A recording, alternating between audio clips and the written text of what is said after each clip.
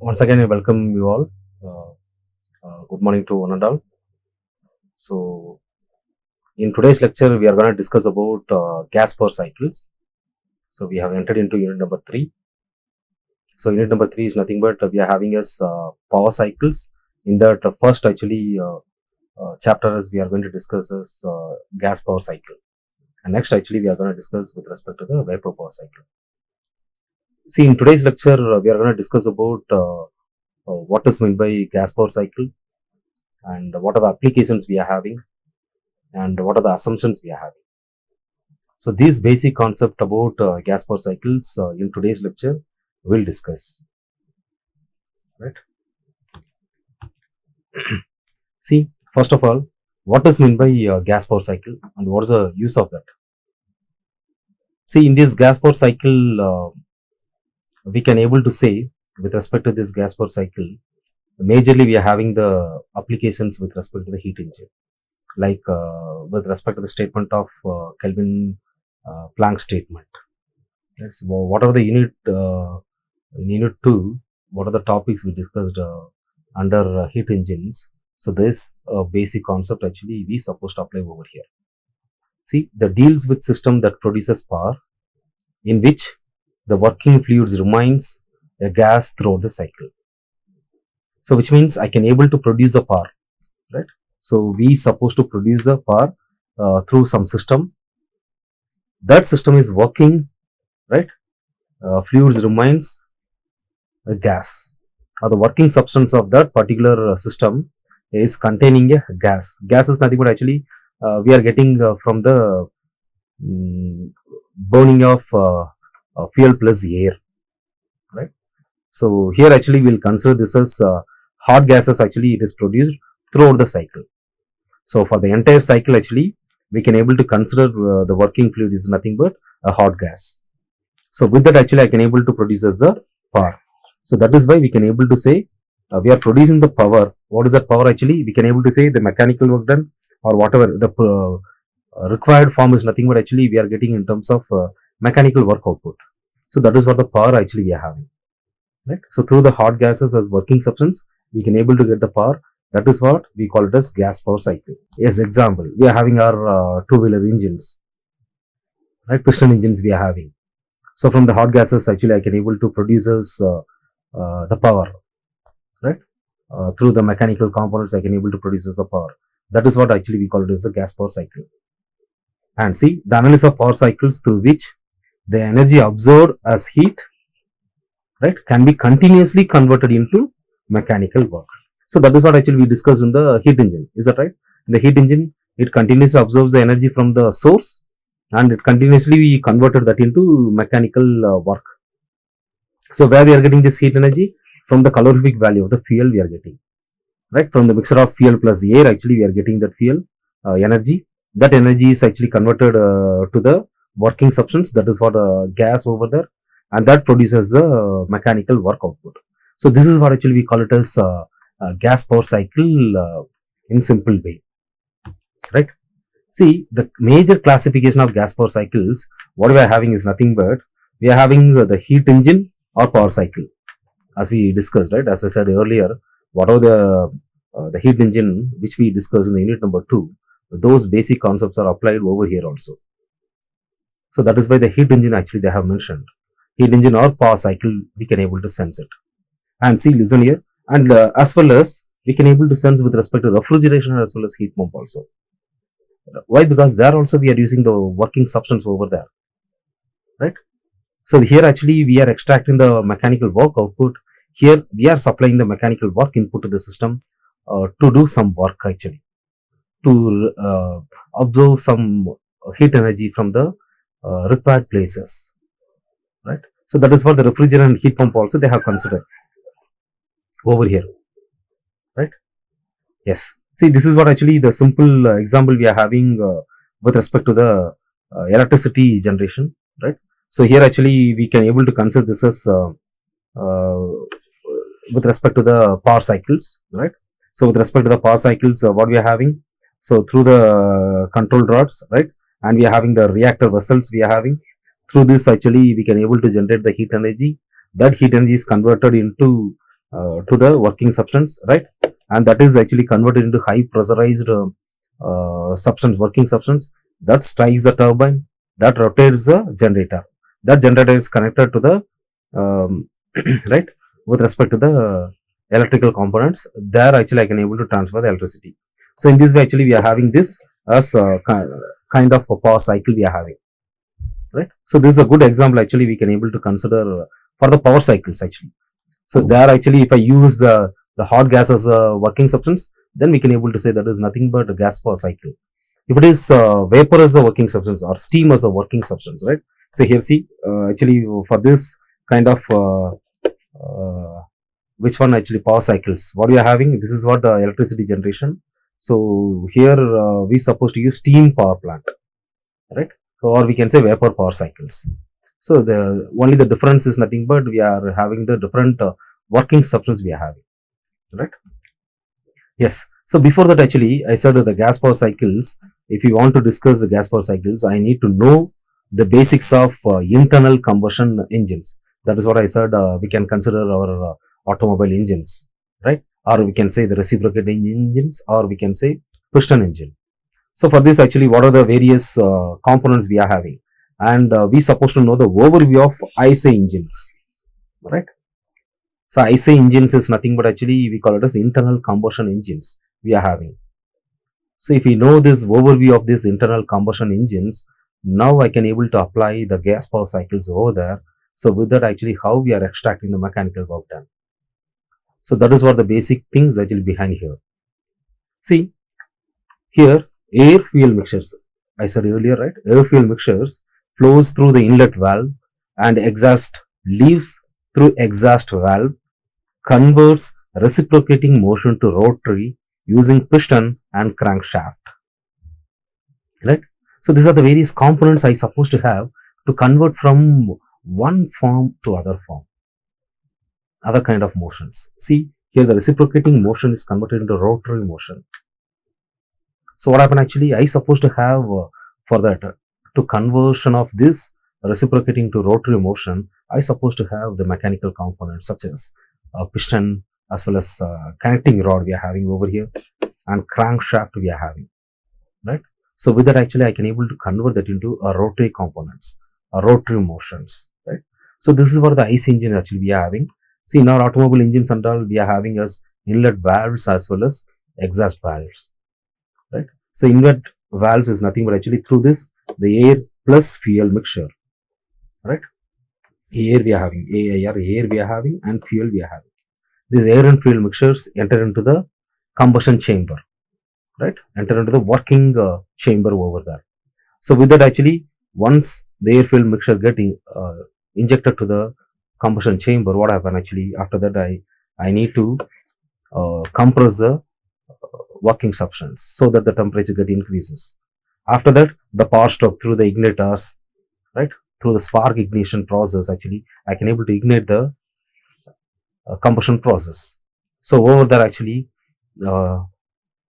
hot gases can able to produces. So inside the chamber now air fuel mixture is converted into hot gases. That hot gases actually having more momentum because of combustion process, right? It can able to move the piston downward so that we can able to get the what is that flow energy, right? So that I can able to get that is converted into mechanical energy. See this is what the to and fro motions we are having. Because of this hot gases pushes the piston downward, right? So there actually I can able to convert into mechanical energy. So this is what actually we call it as the power stroke, and after that we need to remove the waste gases, right? Once the expansion process done, what happen actually the gases remains waste actually. That gases I supposed to remove from the working chamber to the atmosphere. I supposed to send from the working chamber to the atmosphere. For that actually I supposed to have exhaust valves. So exhaust valves need to open during this exhaust process or exhaust stroke, right? So this combustion products and all waste gases and all removed from the working chamber and it is sent to the atmosphere. So this is what the main process actually we are having, right? So this is what actually we call it as the intake or suction stroke. So stroke is nothing but actually we are having, that we will discuss later, is nothing but the length between the movement of piston, right, with respect to the ends, with respect to the upper limit as well as lower limit we are having of the piston heads, right. This length is nothing but we call it as stroke length, right. So it is continuously moving, piston is moving downward and upward. So which stroke, during which process it is moving downward? Intake. During that time, inlet valve get opens, and after that compression. So during that, both the valves get closed, right? Both the valves need to be closed. Then only I can able to do the compression of the working substance, right? So once you're done with the working substance compression, then the temperature of the working substance get increases. So we can easily atomize the fuel and air particles, so that we can able to combust the fuel air particles efficiently. Right. So these are the basic overview of IC engines or reciprocating engines we are having. Right. So these are the process actually we supposed to consider. Right. See, these are the working I said actually. Right. See, this is what we can able to convert that into. This is what the belt we are having, connection between power transmission. Right. So through that I can able to convert that into rotary motions. So you can able to see this as crankshaft and this is a connecting rod. It is moving, right? The connecting rod, it is moving. This is the crankshaft we are having, right? Crank we are having. This is the connecting rod we are having, and this is the piston head we are having, right? See, we'll start with the power stroke. When the inlet valve get opens and when the exhaust valve get opens, we are having the multi-cylinder over here. We'll consider the single cylinder over there, right? In the single cylinder, see, wherever this orange color denotes, what is that actually? That is what the power stroke. So once the power stroke completed, see here, then the exhaust valve get opens, so we can able to send the thing. Right. So the inlet valve get open, see over here. So this is the exhaust valve actually we are having. This is the exhaust valve we are having. This is the inlet valve we are having. Right. So inlet valve get opens. Once the compressed and after that power stroke, then exhaust. Inlet valve opens, air fuel get mixture enter into the chamber, then it get right combusted and after that it exhaust. This is the exhaust valve. And this is the inlet valve we are having, and this is the spark plug actually we are having, right? So in this way, these IC engines are working. So this is a overview of IC engines. So here actually multi-cylinder we are having. You can able to see the firing order also, right? If it is ignite 1, after that where it is igniting 3, then 4, then 2. So that is because of to reduces the torque effect actually, right? And having more efficiency for that. Right? That we will see later. Okay, now these are the overview of IC engines we are having, right? And before that, what are the terminologies actually we are having with respect to the engines, right? So we are having, I said, the upper and lower limit, right? So for that actually we are having the technical term is nothing but bottom dead center, right? If the piston cylinder moves over here, so this is the dead end of the cylinder, sorry, piston can able to move up to here. That's it. So what is this center? Actually, what is this point? Actually, we call it as BDC, bottom dead center. That's it. In the bottom, this is the dead end actually, right? So for that, then again it has to return back. That's the dead end. And again, what is that here actually? Here the clearance has to be there. Up to here only it can able to reach actually the piston head, right? The piston head. This is a piston head. Up to here it can able to reach. This is what the top dead center. That is a dead end over the top, right? And we know that this is in the circular way we are having, circular cross section we are having, right? So in 360 we are supposed to consider in terms of the circular way, right? So these are the two important terms actually we are having. So then what is BDC actually? If I have the BDC, what happen? Consider in terms of 3D. Why? Because I am going to tell in terms of volume, right? So volume in the sense, if I am having with respect to this, right, in terms of 3D way, what happen? What are the volume it occupy with respect to the BDC? Assume that when the piston is at BDC, so we'll have the more volume over here, right? So this is the volume actually I can able to occupy. So that is what the volume is maximum. That is the maximum volume. Just term it as V1, right? And top dead center. When it reaches the top dead center, how much volume actually I'm having? This is this much volume I'm having. This is V2. I can able to say, right? So this V2 is nothing but actually we call it as clearance volume. That volume actually is required to conduct the combustion process, or we can say power stroke. right? So this clearance volume is required actually. That is what actually we call it as V2.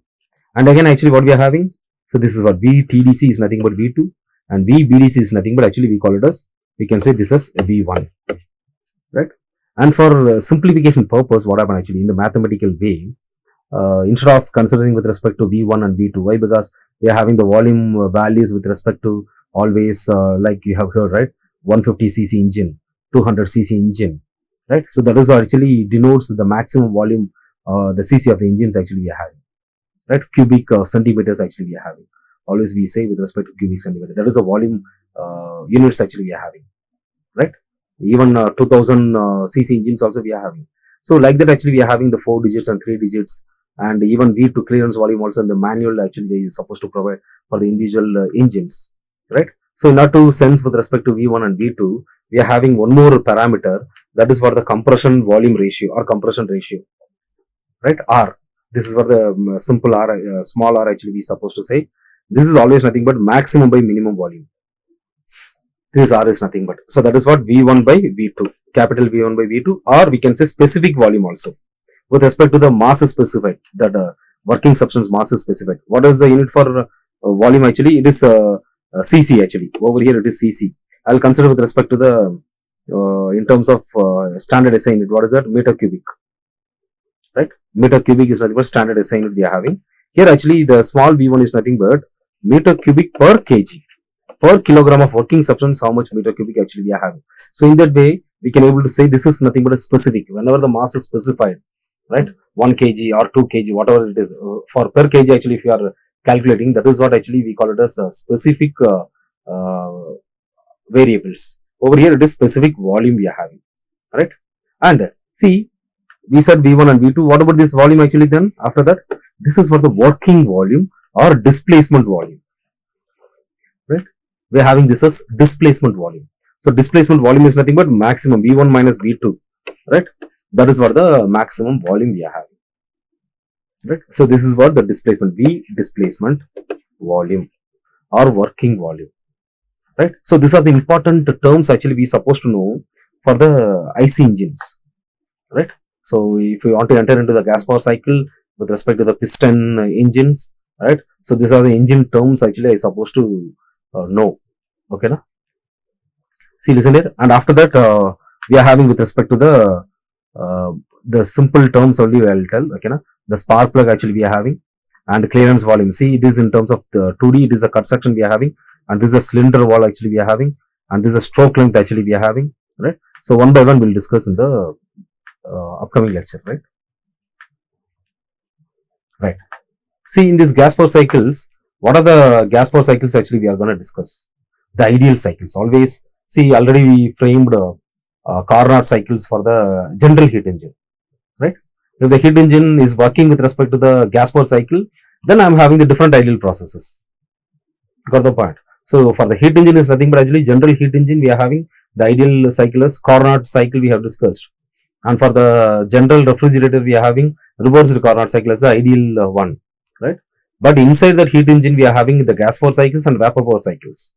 So the gas power cycles, based upon the types of fuels actually we are having different kind of which one cycles we are having, ideal cycles we are having, right?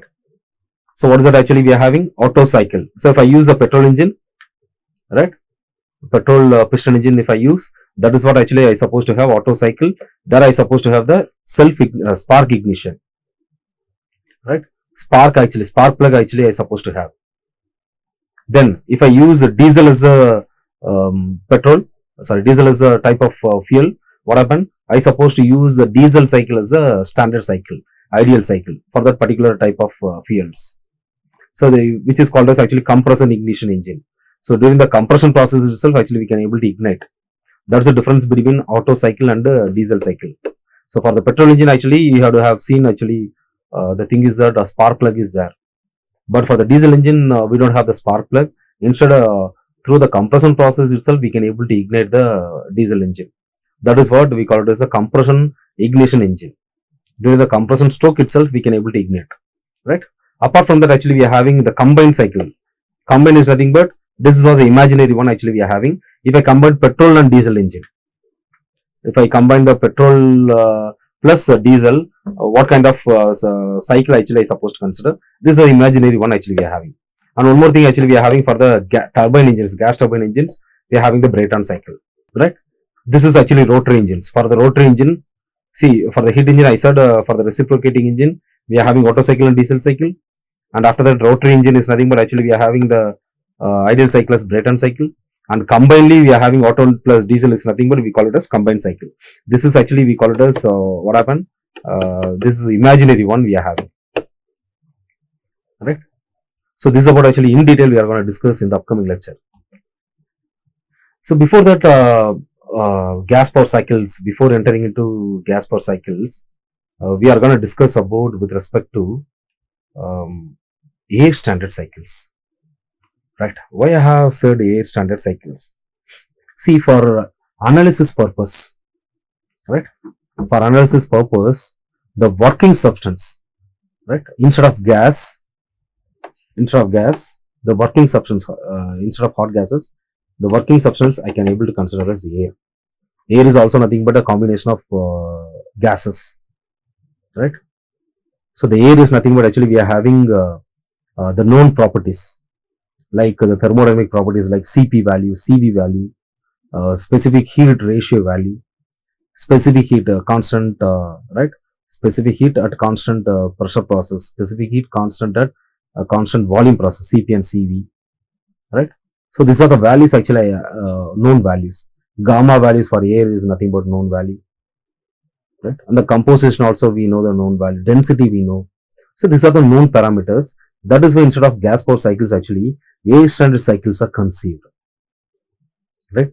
We are going to use actually air as a working substance so that I can able to get in terms of a cyclic process, a kind of cyclic process over there, right? So for the cyclic closed system process, I suppose to consider the air as a working substance. Okay, na? See, combustion of fuel is non-cyclic one. Fuel is nothing but non-cyclic process. The combustion of fuel is nothing but actually we are removing those waste gases and sending the waste gases to the atmosphere. So this is comes under actually non-cyclic process, right? So instead of that actually working fluid air fuel mixture undergoes permanent chemical change. We know that air fuel mixture is nothing but undergoes always a permanent chemical changes due to the combustion products, right? And which is thrown out of the engine and fresh charge is taken in. That is what the fresh air plus fuel mixture is taking in. So that I can able to conclude this is non-cyclic process, right? So the gas power cycles actually hereafter I am going to convert that into air standard cycles. Okay, it is standard with respect to the air as a working substance, and it is follows the cyclic process. See here, the analysis of cycles hereafter I am going to mention. In air standard analysis, air is considered as a working medium. Air is considered as a working substance. Air is going to transfer the energy right between the source and sink, and repeatedly we are using the same constant air for the heat addition and heat rejection process and getting the power stroke also, right? So here actually there are three types of air standard cycles to be analyzed. One is nothing but constant temperature cycle, right? That is what the Carnot cycle we discussed, and constant volume cycle. Hereafter actually we are going to discuss this constant volume is nothing but Otto cycle. There actually we are using the petrol as a fuel actually, but again we are going to consider air as a working substance again, right? That actually converted into fuel, then we can able to get the values with respect to the petrol fuel, right? And again the constant pressure cycle is nothing but the diesel cycle, right? So these are the various cycles we are going to analyze in the upcoming lecture. So hereafter actually I am going to consider air as a working substance, right? Or air as a working medium. Why? Because this combustion of fuel is nothing but non-cyclic process. There I supposed to consider air as a working substance. So that is what the air standard cycles are conceived actually with respect to the gas power cycle, right? So what are the assumption then? If I consider the air standard cycles, then what are the assumption I supposed to have? See, listen here. The working substance consists of a fixed mass of air and behaves as a perfect gas. Then only I can able to apply the perfect gas equations. Then only this becomes the ideal gas equations. Is that right? The combustion process is replaced by an equivalent heat addition process from a from an external source, right? In the form of external sources, actually I can able to apply the heat addition process, the combustion process is replaced. So like that we are gonna assume actually, right? So from the source, right, we are gonna add the heat energy to the air. That energy transfers with respect to the which one doing the expansion process. There actually I can able to convert from heat to mechanical, right? Heat energy to mechanical. There are no exhaust process. If it is cyclic process, actually there are no exhaust process. So but in the previous case we discussed the combustion of fuel is nothing but non-cyclic process. There actually, why? Because we are having the exhaust valves and the exhaust processes, right? So that is for the exhaust process. There is no exhaust process. And compression and expansion processes, which we discussed, right? In the compression process and expansion is nothing but the power stroke. Combustion plus expansion, right? That is what power stroke. That expansion process in the cycles are considered as reversible adiabatic process, right? Then only I can able to apply the perfect gas equation over the ideal perfect gas equation. Perfect gas is nothing but ideal gas equation, right? So then only I can able to apply over there.